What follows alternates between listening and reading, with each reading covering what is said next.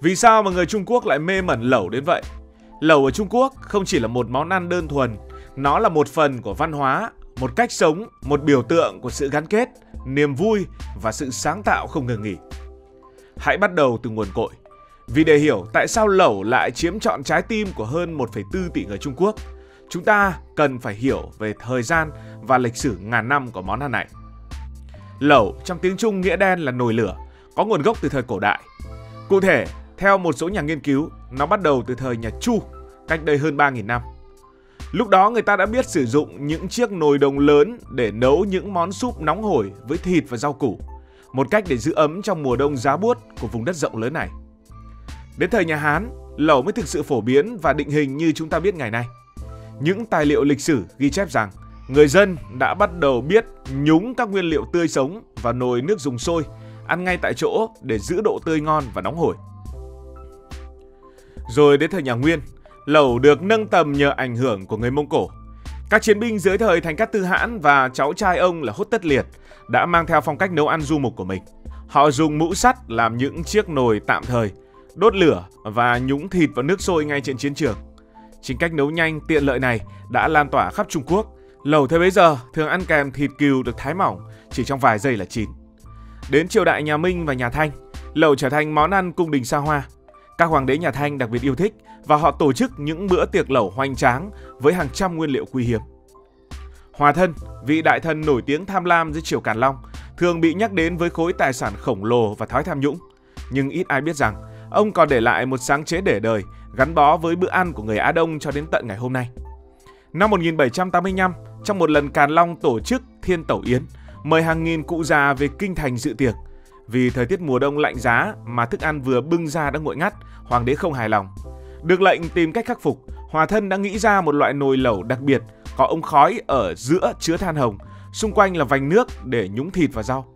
Nhờ vậy đồ ăn luôn nóng hổi, hương vị hấp dẫn mà những người ngồi quanh không bị khói ám. Kiểu nồi lẩu này nhanh chóng lan rộng khắp Trung Quốc và vẫn còn tồn tại đến tận ngày nay, trở thành minh chứng kỳ lạ cho việc dù nổi danh là tham quan khét tiếng, Hòa Thân lại vô tình để lại một di sản văn hóa ẩm thực bền lâu. Sang thế kỷ 20, lẩu bắt đầu lan rộng từ cung đình ra dân gian, trở thành một món ăn quốc dân ở mọi tầng lớp xã hội. Từ những thành phố sôi động như Bắc Kinh, Thượng Hải đến những vùng nông thôn hẻo lánh, mỗi nơi lại thêm thắt nét đặc trưng địa phương, làm phong phú thêm cho di sản lẩu.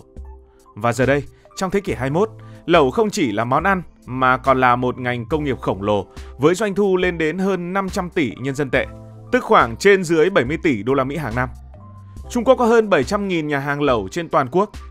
Những con số này không chỉ minh họa cho sức hút mà còn cho thấy lẩu đã trở thành một phần không thể thiếu trong đời sống hàng ngày của người dân, từ những bữa ăn gia đình cho đến những buổi tiệc lớn. Vậy tại sao lẩu lại gây nghiện đến thế với người Trung Quốc? Đầu tiên phải kể đến sức mạnh gắn kết xã hội mà lẩu mang lại.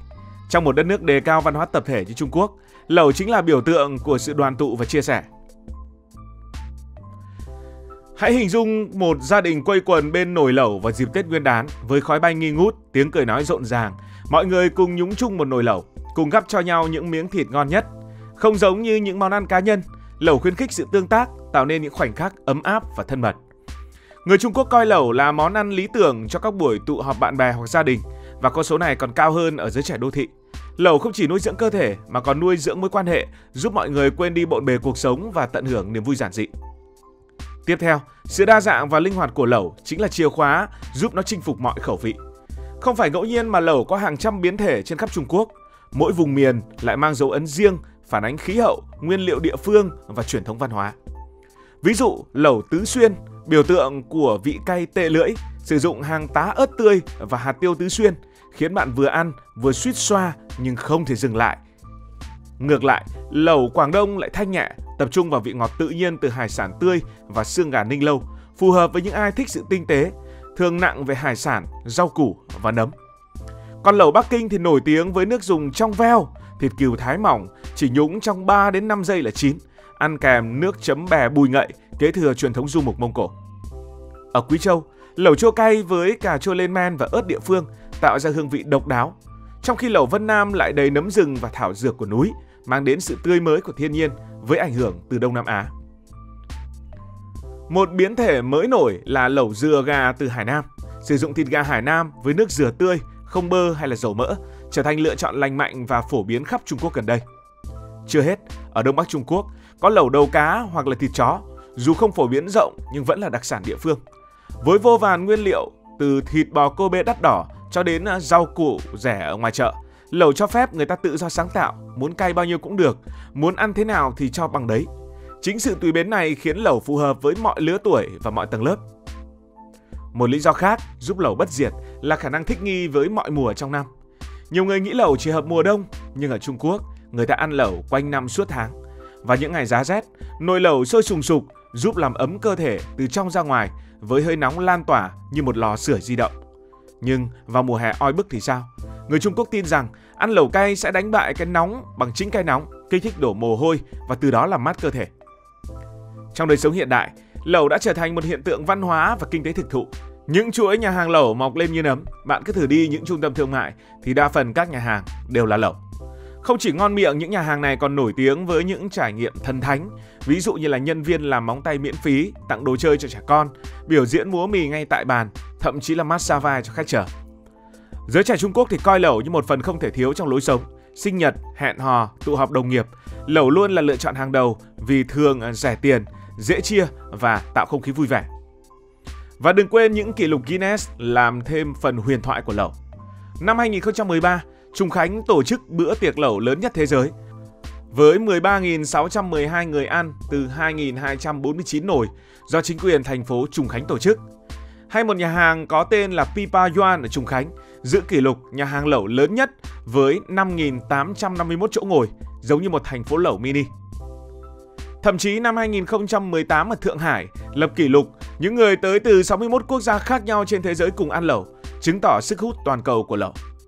Còn có kỷ lục lẩu lớn nhất thế giới nặng 208 kg từ Anh vào năm 2007. Nhưng Trung Quốc mới là quê hương thực thụ với lẩu truyền thống lớn nhất, đường kính 3,71 m từ Ninh Hạ vào năm đó. Những kỷ lục này không chỉ vui mà còn nhấn mạnh vị thế của lẩu trong văn hóa. Từ phim ảnh đến những bối cảnh lấy bữa lẩu gia đình hay là những show truyền hình thử thách ăn lẩu cay. Không chỉ dừng lại ở Trung Quốc, lẩu đang chinh phục thế giới với tốc độ chóng mặt. Tóm lại, lẩu không chỉ là một món ăn mà là một di sản sống động, một cầu nối giữa quá khứ và hiện tại, giữa cá nhân và tập thể. Với lịch sử hàng ngàn năm, doanh thu khổng lồ, kỷ lục thế giới và sức hút bất tận, lẩu xứng đáng là một phần của ẩm thực Trung Quốc. Còn bạn có thích ăn lẩu hay không? Hãy để lại ý kiến của bạn dưới phần bình luận. Cảm ơn vì đã quan tâm theo dõi câu chuyện này. Nếu cảm thấy thú vị, bạn có thể nhấn nút đăng ký kênh, bật chuông thông báo và chia sẻ. Còn bây giờ thì xin được nói lời chào tạm biệt.